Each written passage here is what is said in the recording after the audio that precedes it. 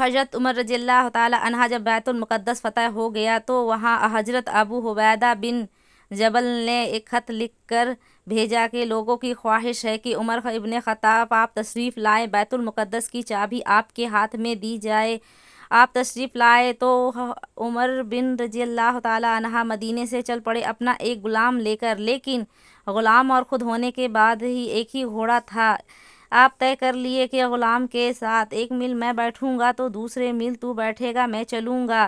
یہ شان تھی عمر رضی اللہ تعالی عنہ کی۔ اس طرح سے سفر طے کیا کہ ایک میل خود بیٹھتے، دوسرے میل غلام کو بیٹھاتے، ان کے عدل کے سامنے کسی کی بھی نہیں چلتی۔ پھر اتفاق ایسا ہوا تھا کہ بیت المقدس قریب آیا تو لوگوں نے سب دیکھنے کے لیے باہر آئے، لیکن گھوڑے پر بیٹھنے کی باری غلام کی تھی اور آپ کی چلنے کی۔ غلام بیٹھا ہوا تھا اور آپ چل کر آ رہے تھے۔ خلیفہ وقت گھوڑے کی رسی پکڑے ہوئے آ رہے ہیں۔ لوگ دوڑے دوڑے آئے اور امیر المومنین امیر المومنین کی نعرہ لگا رہے تھے۔ جو موجود صحابہ تھے انہوں نے بتایا جو گھوڑے پر بیٹھا ہوا ہے وہ امیر المومنین نہیں ہے، جو گھوڑے کا رسی پکڑا ہوا ہے وہ امیر المومنین ہے۔ کا سب سے طاقتور خلیفہ پیدل چل کر یروشلم آ رہا تھا۔ یہ دیکھ کر یروشلم کا گورنر حیران رہ گیا، کیونکہ اس سے پہلے جو بھی بادشاہ وہاں آیا تھا اس نے یروشلم کو تباہ اور برباد ہی کیا۔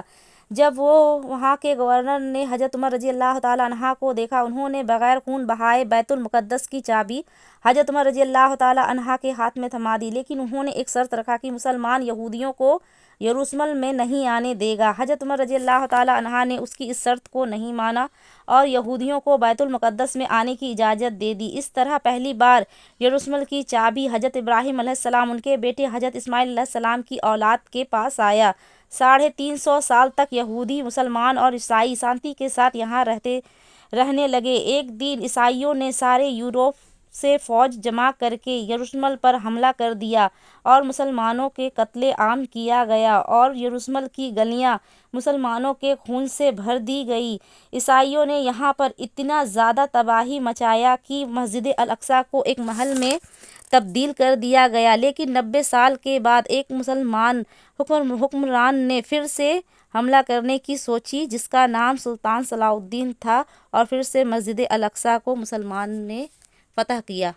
حضرت عمر رضی اللہ تعالی عنہ جب یروشلم کو اپنے ہاتھوں میں لے لیا تو اس کے کچھ عرصے بعد یروشلم مسلمانوں کے ہاتھوں سے نکل گیا اور عیسائیوں نے اپنے قبضے میں لے لیا۔ مسلمان اور عیسائیوں کے بیچ کئی بار جنگ ہوئی اور مسلمانوں کو اس میں صرف اور صرف شکست ہی ملی، لیکن 500 سال بعد ایک مجاہد نے یروشلم پر حملہ کرنے کی سوچی، جن کا نام سلطان صلاح الدین ایوبی تھا۔ جب یہ خبر عیسائیوں کو پتہ چلی تو انہوں نے سارے یورپ کے طاقت کو مسلمانوں کے خلاف کھڑا کر دیا، جس میں یورپ کے کئی بڑے سلطنت ابھر کر سامنے آئے اور وہیں سلطان صلاح الدین ایوبی تنہا اکیلے کھڑا ہوا تھا۔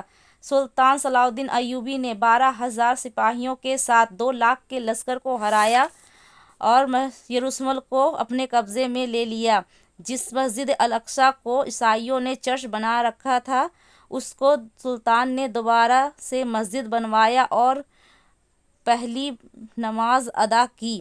سلطان صلاح الدین ایوبی کی طاقت اس وقت مضبوط امپائر بن کر ابھری تھی، جس میں بڑے بڑے علاقے پر حکومت کیا اور اسلام کا پرچم لہرایا۔